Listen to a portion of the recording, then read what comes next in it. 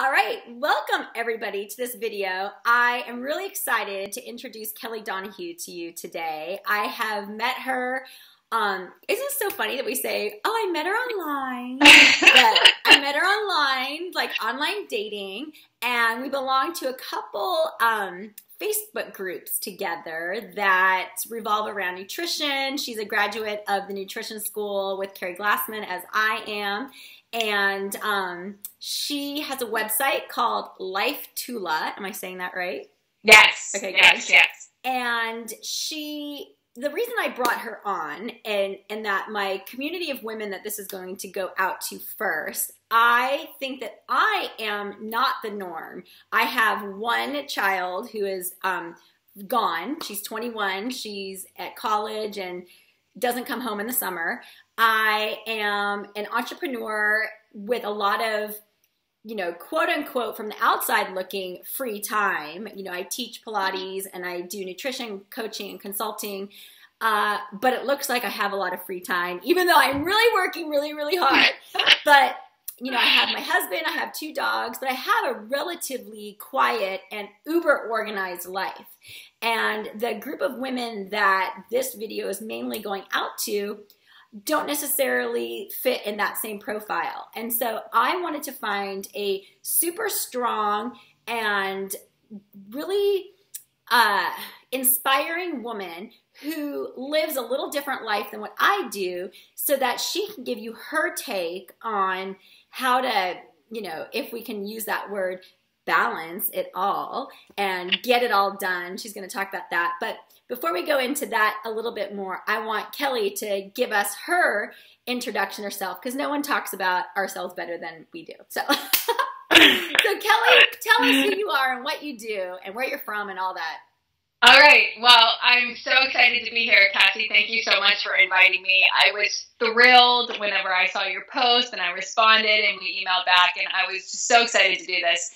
The first time I met you online, I just felt your energy, and I thought it was so great, and I'm like, I want to talk to this woman, and I want to meet this woman, and I think she's just fabulous. And I reached out to you, and we ended up having a conversation, and it was awesome, and I just think you're great. And even if our lives are at this time completely different, which they are, we have that one thing in common, is that we're both women, and we're strong women, and we're entrepreneurs, and we have goals, and it doesn't matter if our lives seem to be worlds apart in a sense, but I feel that connection with you, and I think you're awesome. So, my name is Kellie Donahue, and I am a life coach through IIN, Institute for Integrative Nutrition, and I also, like Cassie, I am Nutritious Life Certified. So basically, my platform, as we call it, is I am empowering women to live better, eat better, think better, move better. I just want women to come from a place of empowerment, and that is my goal, and that is my passion. Probably my biggest job is that I do have 4 children. I am a single divorced mom, and I have 4 children. So I have 3 girls and a boy. They range in age from 10 to 17.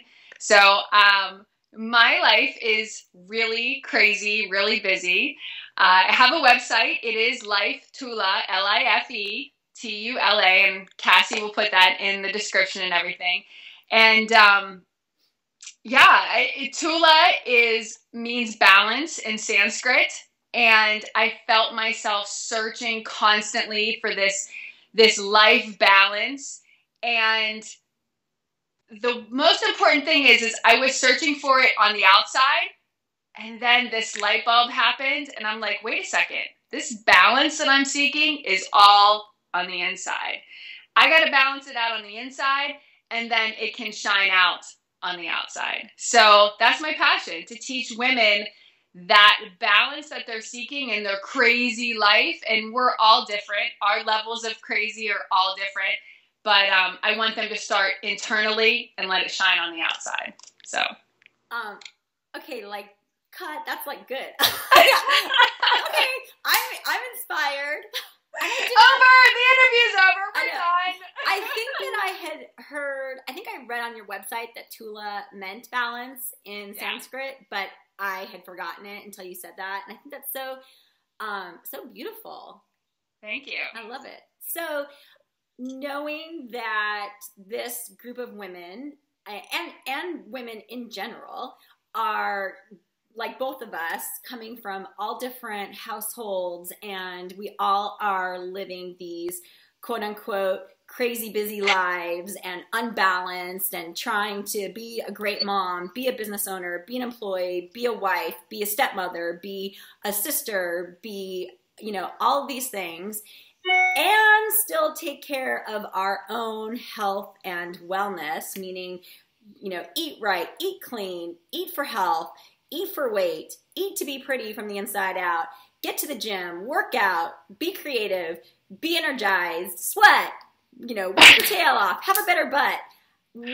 I think at one point I said, like, maybe you should give us our top 3 tips on how to, have Tula in our lives. But, what do you say to women who feel that they are running around with their head cut off and aren't really accomplishing what they think they should accomplish as a woman?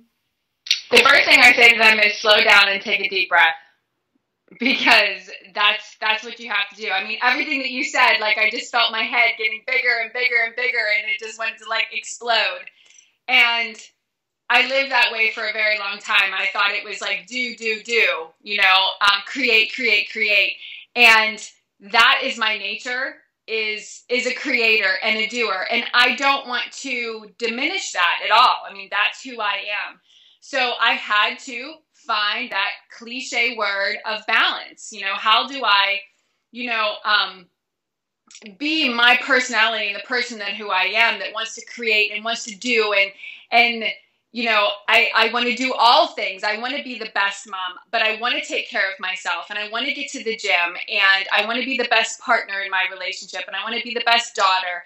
And I do want all of those things. So how do I tackle it, and how do I do it? And, I came up with this little formula, and I called it the G2P2, because there's 2 G's and there's 2 P's, but they're not in order either. So the first thing that I explain to women is that I wake up every day, and the first thing I want to focus on is gratitude. I have to have gratitude for what I have in that day.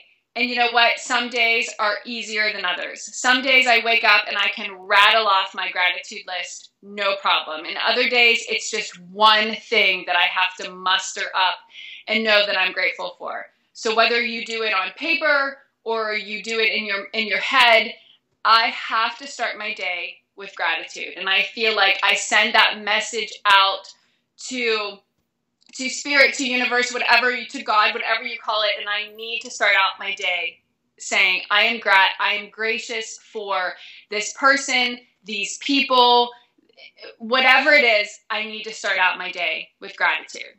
So I think that's an awesome practice.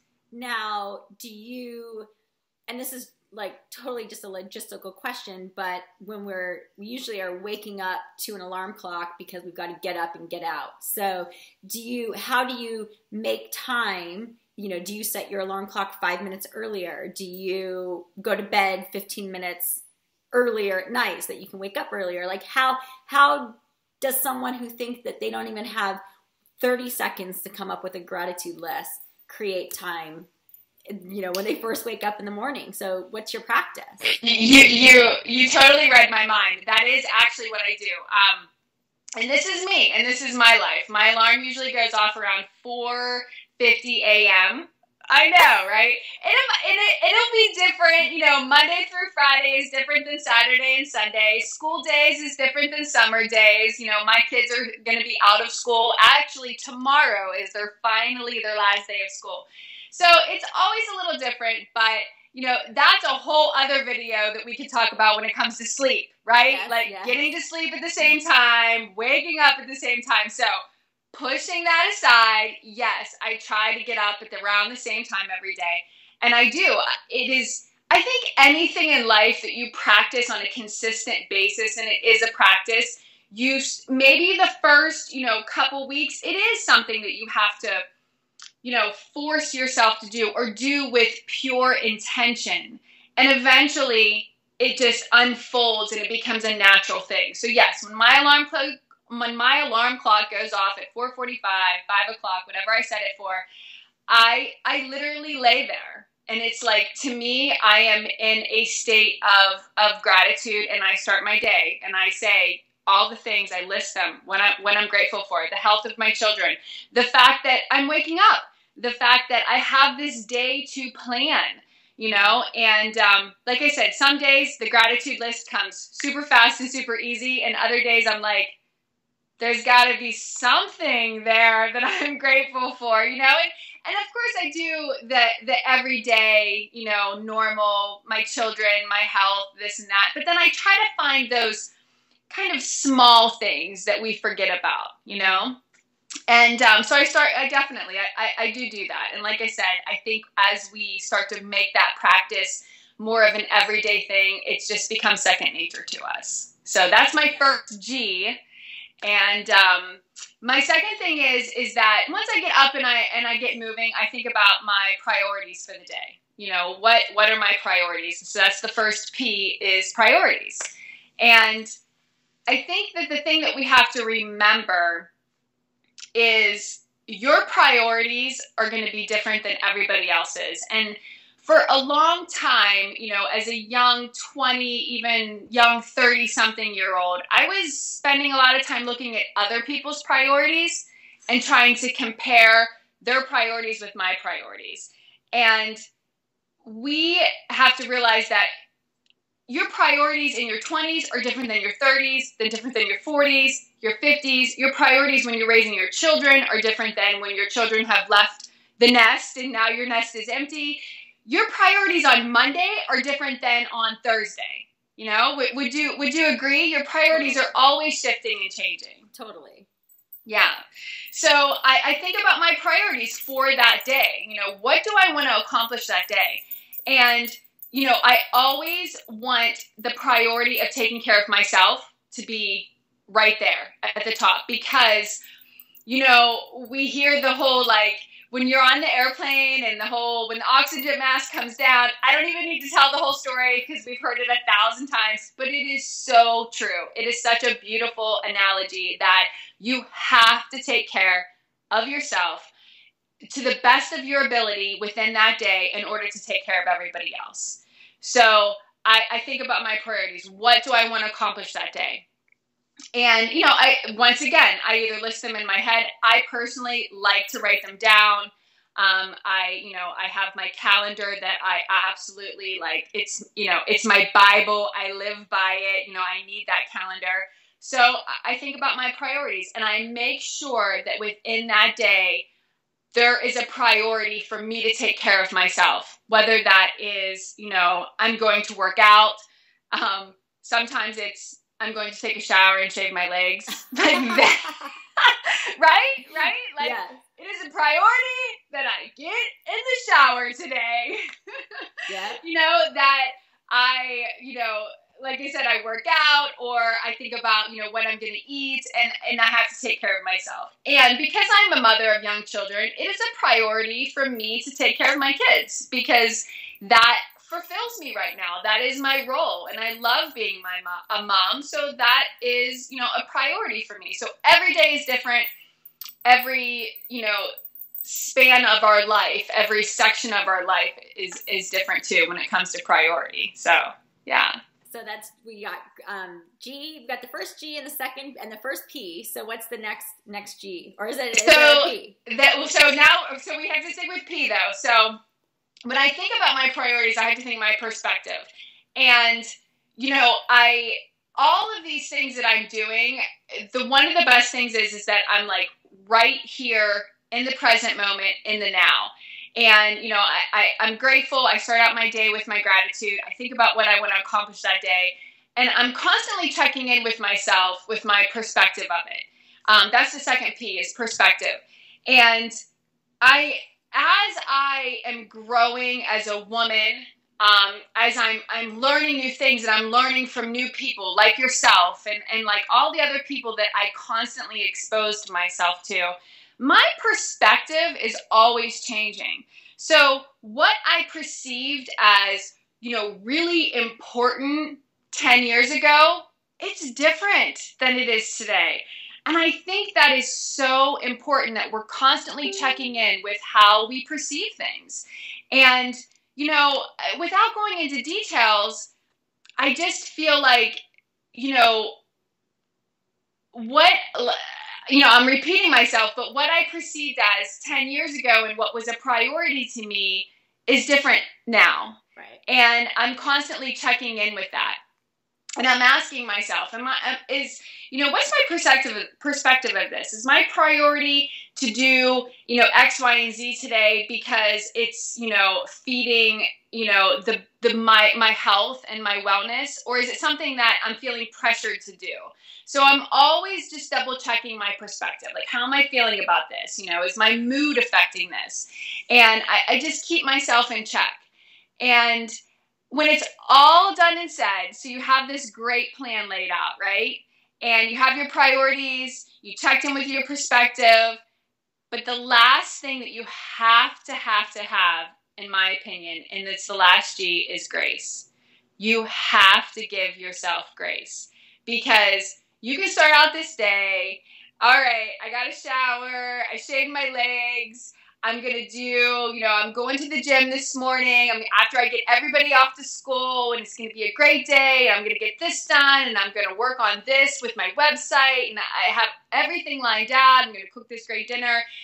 And then somebody comes into your room and says, I don't feel good. And they lose it, right? Because that's happened to me. Grace, meaning, okay, everything just got turned upside down. Nothing is going to work out as it seems. And I gotta, give myself all of this, I have to allow things to unfold the way that they need to unfold in this moment. And to me, that is grace. Grace is love. Grace is acceptance. Grace is change. And you have to be able to roll with the punches. So you don't get to go to the gym. You don't get to have that day that you all planned out. And I think that is so important, because as a woman, we're constantly, we're multitasking. We're taking care of so much stuff. We have so many roles, so many hats that we wear. And if we don't give ourselves grace, we're in trouble. We're in trouble. Grace was actually, so I instead of setting resolutions, I come up with themes for my year. And so my theme for 2016 was two: grace and longevity. So everything that what I set out to do, my intention and the way that I handle things is to handle things with grace, and that everything that I do should lead to longevity. So those were my two words. So grace, and I think that grace also, you can have so many different examples of it, and the one that you just said is totally an example of one. And the other one is you have this this is the one where I need a little bit more grace. And you have this perfectly laid out day. You have all the best intentions and perspective on the day, and you've got your priorities and everything. And then someone cuts you off on the freeway, and you do not have grace, and you go ballistic, or someone throws a wrench into your day, and you handle it ungracefully, and nobody likes to be on hold with the telephone repair company, but next thing you know, you're yelling at the person because you've been on the phone for 30 minutes or, whatever. And so that's where I needed to insert grace into my life, is that I'm very organized. I have the list, I have the perspective, I have the priorities, I have the gratitude. And then all of a sudden I'm, not behaving like a lady. And so I needed to add that type of grace into my life. So I love that that's one of your words. It is. And then you have to have grace for not being grateful. Yeah. So, Being kinder to myself. But, you know, once again, it's just like anything. It's just like that gratitude list. Like, the more you just keep coming back to like, hold on, I'm not practicing grace with myself. We practice grace with our children. We practice grace with our best friend. Mm-hmm. You know, think of that. Think of your absolute dearest best friend. You know, the friend that you've had forever. If she screwed up and she came to you and said, you know, Cassie, I am such a loser. I totally screwed up and I did fill in the blank. Would you be like, you suck? You know, no. You would be like, oh my gosh, it's okay. No. You would do everything in your power to like lift her up and make her feel better and encourage her to do better the next time and to just wipe that slate clean and learn from her mistakes and pick herself up and go on. Why are we not doing that for ourselves, right? And the more we do that for ourselves, the more it will become like second nature. And trust me, I struggled with this for so long. You know, I was the woman that her head hit the pillow at night and I was like, God, no, you gotta, this day stunk, you know what I mean? And I would like be that beating myself up and I'm like, you know, and once again, as I kept exposing myself and thinking like, I don't really think I should feel this way when my head hits the pillow at night. And I started to encounter this like, wait a second, you know, I need to give myself more grace. So think of, you know, your best friend, think of your child, think of the people that you extend grace to and how you do it, and then start extending that grace to yourself, for sure. And what about, and so this I think still falls in line with and I don't even know the correct word, I'm just going to hope that it comes out the way that I want it to. So when we have the best of intentions, but we get derailed because of, you know, something that shouldn't have derailed us. And then we kind of say, well, you know, pat ourselves on the shoulder and say, well, tomorrow you'll get up and do that. You know, don't worry. But it really, it either was out of laziness or lack of drive. You know, sometimes I see that with women in my community that they give themselves too much slack. Like they don't expect enough from themselves. Right. And so I walk that fine line of I want them to expect more of themselves so that they can achieve more, yet don't beat themselves up if they miss a day at the gym or they ate ice cream at the end of the day. You know, I think that I give people the perception that they have to be perfect all the time. And I by no means am perfect. And if we all were, we wouldn't be having conversations about how we can handle everything because we wouldn't need it. We'd be perfect.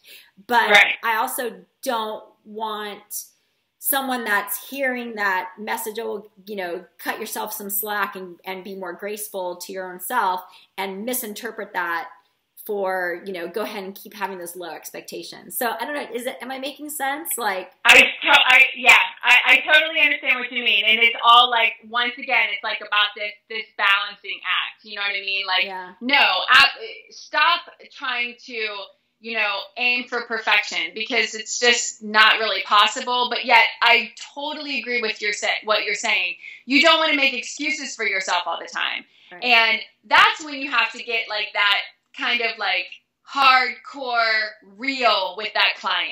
Like, all right, come on now. This isn't grace. We're not dealing with grace. This is excuses. What is going on with you that you are not valuable enough to yourself that even when that day goes crazy, what's going on with you that you're just throwing it all away and saying, all right, never mind. I'm not valuable anymore. I'm not important. What I eat, what I do, what I think, what I feel. Yeah, forget it. Day's shot, done. No, that's not the message of grace that I'm talking about whatsoever. So, you know, thank you for pointing that out because that's not the message that I want to deliver. No, I didn't think that it was, but I mean, I definitely wanted to.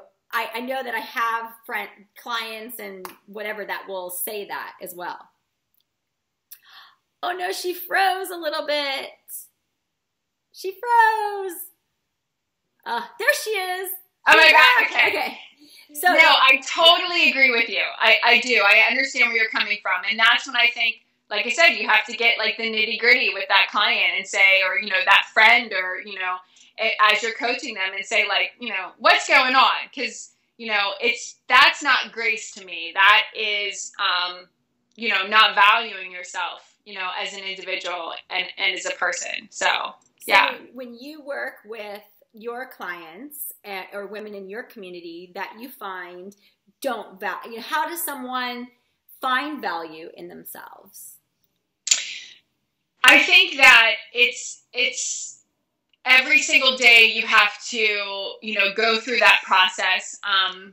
You know, I found value in myself through my gratitude, through journaling, through, you know, it's like a self-discovery, and it's being real and being honest. Mm-hmm. And I think if you're not honest with yourself, even if you're honest with yourself, you know, in the closet, on the floor, with a journal, you know, and letting it all, you know, hang out, pour out, I think that's where you find your self-worth. I know it was for me, you know, and I also think that when you find that one person that you trust and that you connect with, that you're able to, you know, talk openly and share openly, all of your self-worth is inside of you.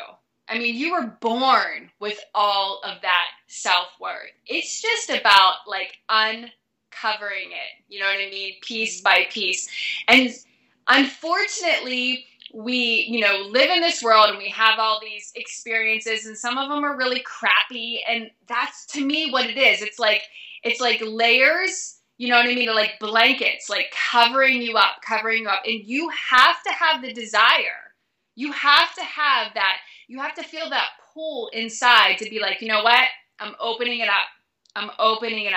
And it's like layer by layer, you know, blanket by blanket, you keep taking it off. And everyone's different. You know, we all have different levels. We all have different blankets, you know, amount of blankets. And sometimes it's painful to find that. But without a doubt, it's all in there inside of every single one of us. You know, when we were born with all this self-worth that we just need to uncover it. And everybody's process is different. Mine took the path of journaling. I wrote a lot, you know, by myself, and I was just very honest and very real as I started to peel that away. I love it. Well, I mean, I could sit and talk with you forever. I know. We can make this like a 3-hour Skype, right? I know. Everyone would be like, you know, what, like glued to the screen, but like, is it time to go to bed yet? So I'll just finish up with this final question. So oh gosh, I have so many, how can I choose one? If someone in my community could look at you and say, you know, as a single mom of 4 preteens and teenagers who looks like the picture of health and has got it going on enough that she's got a candle going in the background and could find 30 minutes to talk to some crazy person in California who she's never talked to, just like one tip that might carry them. You know, you talked about your G2P2, which is like so awesome, but just one little glimpse inside that would help them feel that they could tackle, you know, their day the way that you are seen to be tackling yours. And I know they don't always look this pretty because obviously you took a shower and curled your hair today. I did take a shower, and I did light this candle just for you, even though I do love candles. But, you know, if you go onto my website and you see, you know, the homepage, it says like, do you want to find balance and make yourself number one? And that sounds like really like right at you, you know, and as a woman, that's like, what do you mean make myself number one? But that's my whole message. Make yourself number one. And I have 4 kids, and they are my life. They are my world. They are my heart. But if I don't make myself number one, like what good am I to them, you know?